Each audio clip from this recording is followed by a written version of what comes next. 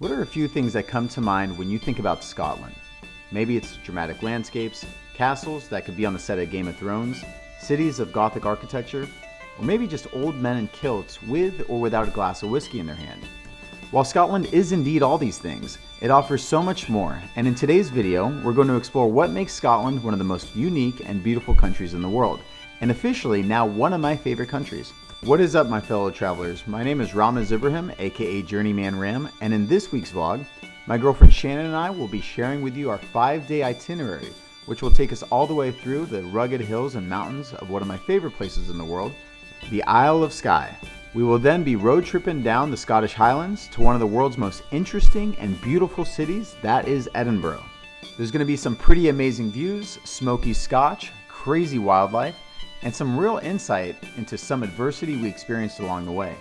So get ready to book a plane ticket, because by the end of this video, I guarantee you that Scotland will move to the top of your list for your next travel adventure. Our journey starts in the gateway city to the Scottish Highlands, Inverness. From here, we will be driving about 3 hours to the town of Portree, which will be our first stop on our tour of the Isle of Skye. Alright guys, we have just touched down in Scotland.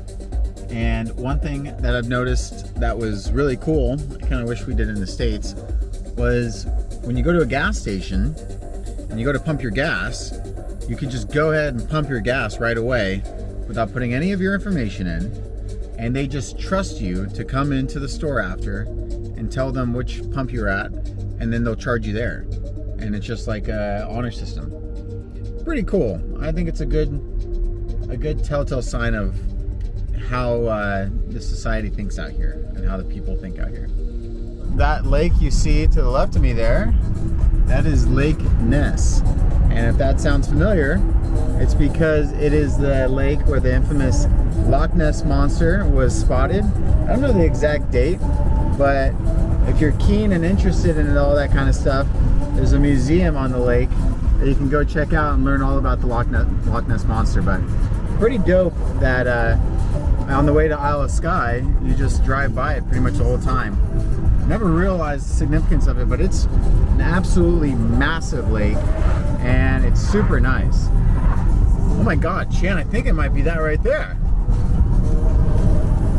After a long 3-hour ride, we finally arrived in Portree, which is the perfect place to start your tour around the Isle of Skye. The Isle of Skye is an island located off the west coast of the mainland of Scotland, and is the largest and northernmost of the major islands. The best way to get around is by driving the loop with the goal of checking out all the main sights the island has to offer. First stop, the Old Man of Storr. The first stop on the loop is the Old Man of Storr, which is a large pinnacle of rock that stands 160 feet high and can be seen for miles around. According to legend, the Old Man of Storr was a giant who had lived in the Trotternash Ridge. When he was laid to rest upon his death, his thumb, the old man, remained partially above ground. The hike is about 2.4 miles and takes about 2 hours to complete. It wasn't too bad of a hike, but on a rainy day, the rocks can be quite slippery, so make sure to pack hiking boots. Our next stop is Kilt Rock and Melt Falls. Kilt Rock is a sea cliff in the northeast of Skye, resembling a kilt with vertical basalt columns. Adjacent to Kilt Rock, you'll find Melt Waterfalls, which plummets 180 feet into the water below. Since this is mainly a viewpoint and easily accessible by the road, this will be one of your shortest stops, really only requiring about 20 minutes of your time to enjoy. Now on to my favorite stop of the trip, the Queering. If you enjoy feeling like you're on another planet, then this is your place. Like the Old Man of Storr, the Queering was also formed by a massive landslip, but the difference is that the Queering is still slipping at least 3 centimeters each year. It offers some of the most breathtaking views you'll ever witness in your life. You'll also have the chance to encounter some friendly Highland cattle and sheep on the way to the top. Check out these baby sheep.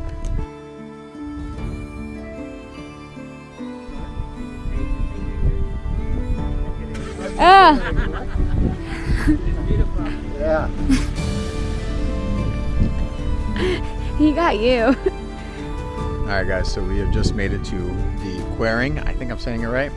But this is the main attraction in the Isle of Skye. It took us from that road to get up here. And you can see this rock formation. It's all basalt, same volcanic rock. You can just see the scale. Look how small these people are. do is take this track or this path right here and hike around the corner, and it takes you to 3 rock formations called the Prison, the Needle, and the Table, and they're supposed to just be super unique. You guys get a chance, you gotta come to the queering.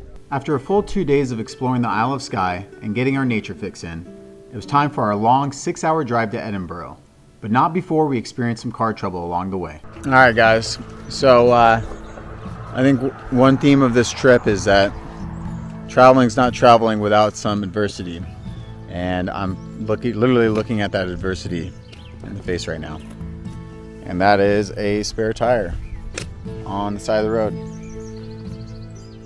Shannon was driving. She was not, because the steering wheel is on the left hand or on the right hand side. So I was driving, and I may or may not have hit a curb. May or may not have hit a curb. Who knows? Only God will know.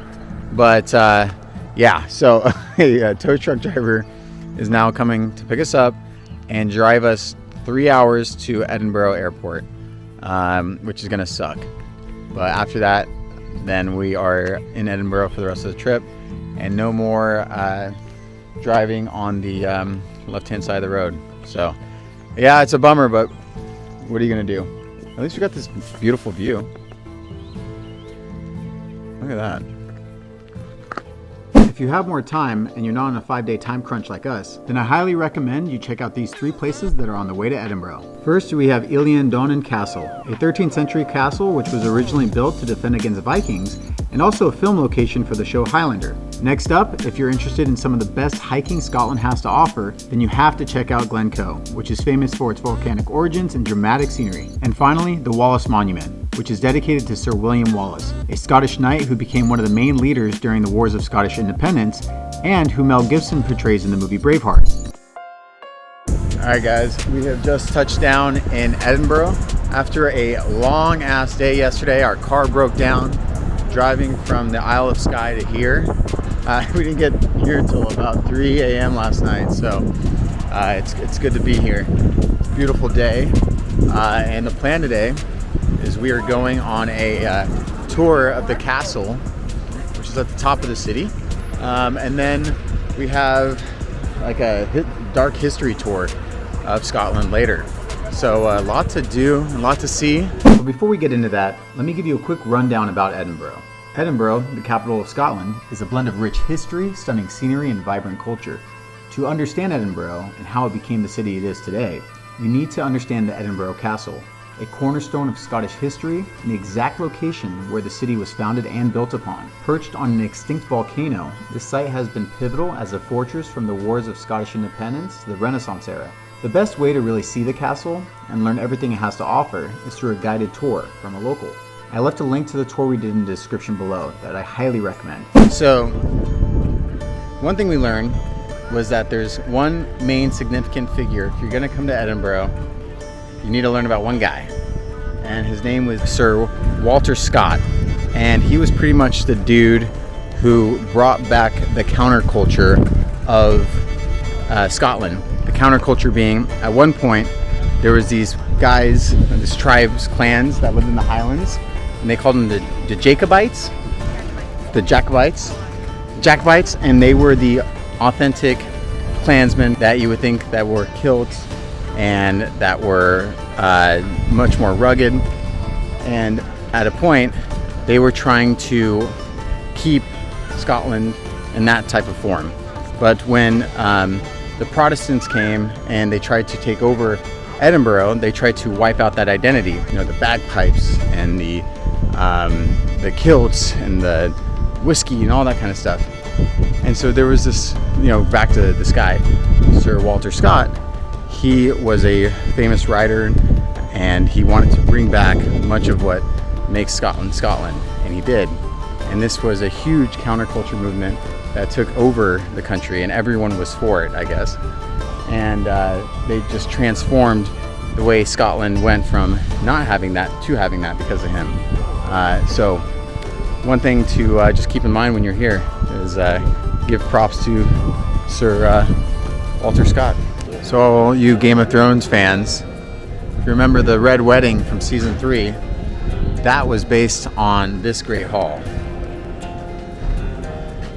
They had 3 major families at the time, and they invited one of the families with 2 younger kings to come into the Great Hall. And once they brought them in, they locked them in here, and they surprised them with this like boar's head served on a platter, and took them out to the square we just came from and slit their necks or cut their heads off. This is pretty much where the Red Wedding was based off of. Alright guys, so if you're trying to determine where to stay in Edinburgh, highly recommend Virgin Hotels. It's where we're staying. Why? Well, first off, the location is ideal. It's right here on Victoria Street, so right when you step outside, you got the main street, and the castle is right around the corner. So now let's take a look inside. So right when you walk in, you're greeted by this beautiful staircase, and this is the walkway to the reception. It's like this broken glass. This is the bar slash restaurant lounge. See how new it is. It's beautiful. There you go. Very friendly staff as well. Cool art on the walls. Another great aspect of the hotel is that it's located on Elizabeth Street, which is the most photographed street in Edinburgh. It's full of cool shops and restaurants, and is also said to be a street that influenced J.K. Rowling to make Diagon Alley in Harry Potter.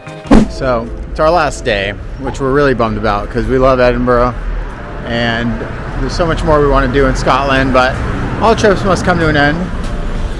One thing we are doing our last day though, and I recommend doing while you're here, is starting at the bottom of the Royal Mile, which is down there somewhere. You can't miss it. It's like the main street. And you start at the bottom and you walk all the way to the top to the castle. And there's a whole bunch of stores on the left and right. Independent, kind of cool knick-knack, whatever stores. We just left a witch store because Shannon's practicing to become a witch. And now we are just going to check out Cockburn Street. What a fun name that one is. It's another main street. Then at 5 we got a Scotch tasting class, or a Scotch tasting tour. So we'll get to taste all the different Scotch whiskeys and see what they have to offer.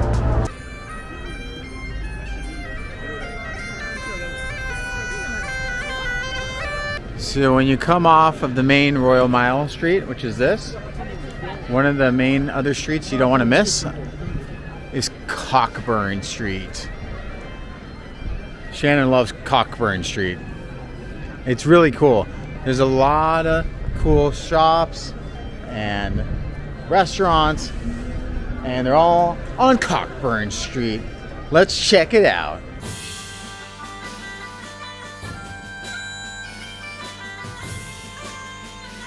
If you have some time, we highly recommend doing some whiskey tasting, as Scotland is the capital of Scotch whiskey. And if you're a whiskey fan like me, recently discovered Talisker just from this whiskey tasting tour, so highly recommend it. Not everyone loves it though.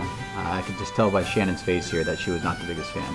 And with that last sip of whiskey comes a conclusion to the Scotland adventure. We really hope this video showed you the beauty of Scotland and why we think it's such an amazing country. 5 days is not enough time, and we're definitely planning on coming back soon.